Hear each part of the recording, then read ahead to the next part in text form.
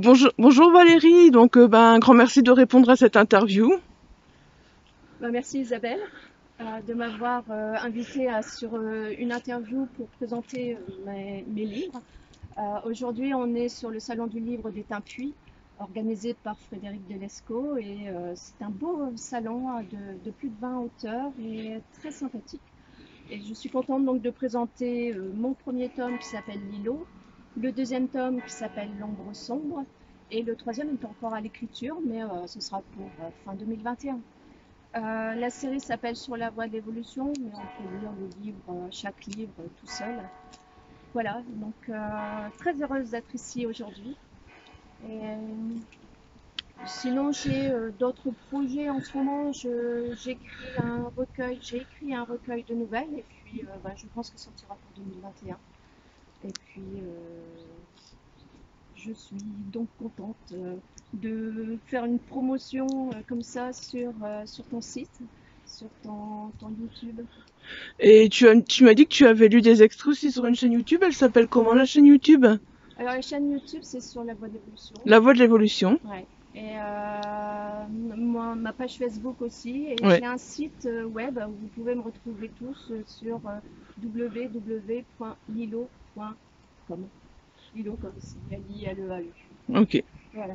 N'hésitez pas, hein, c'est le fantastique que je propose, c'est du fantastique, je dirais, sans guerre, il n'y a pas de sang, il n'y a pas de gros guerriers, etc. Moi, c'est plus sur une discussion sur l'évolution, sur pourquoi on a des dons, pourquoi et le personnage principal en fait découvre ses dons au fur et à mesure des livres et, et elle découvre en même temps qu'on évolue, qu'il y a quelque chose dans l'univers qui fait qu'on évolue tous.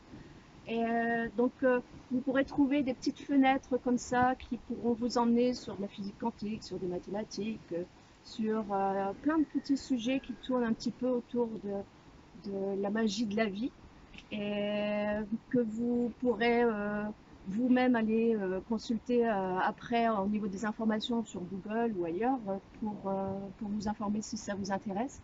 Mais c'est juste présenté d'une façon à ce que vous puissiez avoir cette petite étincelle de connaissance qui enthousiasme en fait. D'accord. Et pourquoi tu as choisi le fantastique? Oh, j'ai beaucoup d'imagination déjà et j'aime tout ce qui est créativité. J'aime voir dans chaque chose la magie et je peux m'exalter devant la pousse d'un pissenlit qui d'un seul coup va devenir des petites choses qui s'envolent. Je trouve que la nature est extraordinaire. Et à partir de là, nous aussi, je pense, on peut euh, créer des choses extraordinaires. Et donc ton recueil de nouvelles sera complètement différent, alors ce sera plus quel genre en fait ton recueil de Alors, dans nouvelles? mon recueil de nouvelles, il y a des petites choses. En fait, ce sont des petites nouvelles qui se lisent très vite, qui font 4 pages, 4-5 pages à 4. Donc, j'ai pas encore le format papier livre. Mais ce qui permet de donner une dynamique aussi au recueil.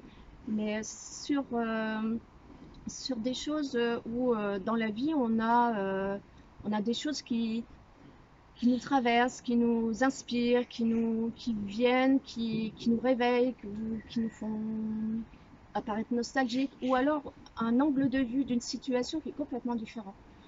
J'adore partir sur une idée et on développe une idée, on développe une situation, et puis d'un seul coup, on change d'angle de vue et la situation n'est pas du tout comme elle paraissait être. Donc voilà, c'est un petit peu mon dada en ce moment. D'accord. Je sais pas si tu as quelque chose à rajouter pour la fin ou... Non, j'espère pouvoir sortir mon troisième livre qui est en cours pour 2022. Et puis voilà. C'est, Et tu as choisi l'auto-édition toi, donc c'est ça? Oui, j'ai choisi l'auto-édition parce que, alors pour plusieurs choses. Déjà, trouver un éditeur qui part sur une trilogie qui n'était pas finie hein, au départ, puisque j'avais commencé les deux livres à peu près en même temps, et puis le troisième un petit peu plus en arrière. Je pense que pour les éditeurs, c'est un petit peu compliqué de se lancer dans une aventure qui n'est pas terminée. Et de plus, sur des 500 pages, c'est pas non plus pour les éditeurs, le challenge est encore plus fort. Et moi, il n'était pas question que je coupe. Donc, mais je désespère pas d'un jour de faire un parcours avec une maison d'édition qui ben, comprendra mon univers. Et puis moi, j'évolue aussi. Le recueil de nouvelles, c'est un petit peu autre chose. C'est un petit peu plus condensé.